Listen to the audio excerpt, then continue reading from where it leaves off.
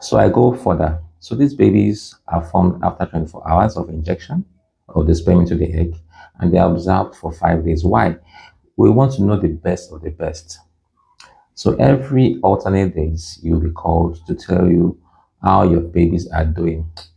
First day after fertilization, third day after fertilization, and on the fifth day, you'll be called in for the baby transfer. Out of the babies formed, or out of the embryos formed, the best two would be transferred, or the best one would be transferred. How do we do this? By a grading system. Grade A, grade B, grade C, grade D.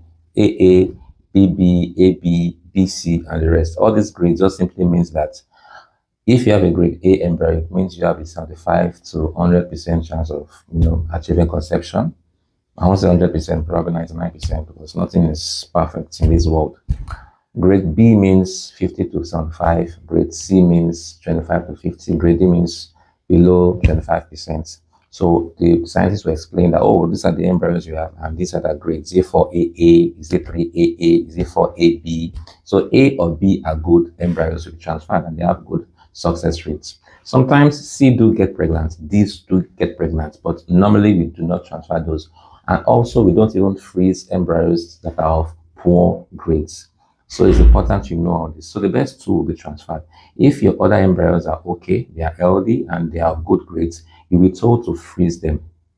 It's important for couples to plan for freezing. What is embryo freezing? It just simply means that we keep babies for you for future use. So in the event whereby the couple does the IVF and it fails, and they have extra embryos that were frozen, those frozen embryos could be used and transferred at a later date, and that could work.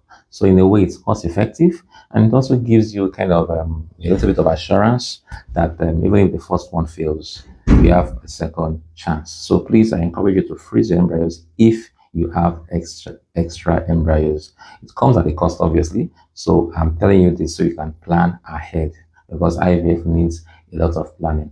Once the embryo is transferred, that marks the end of the IVF cycle. So in the IVF process, the first thing is they stimulate your ovaries. After stimulating your ovaries for 10 days, on the 12th day, they suck the eggs out. After sucking the eggs out, they fertilize the matured eggs with your male partner sperm. The baby is formed, and lastly, the baby is transferred to your womb. That is what they call the IVF cycle.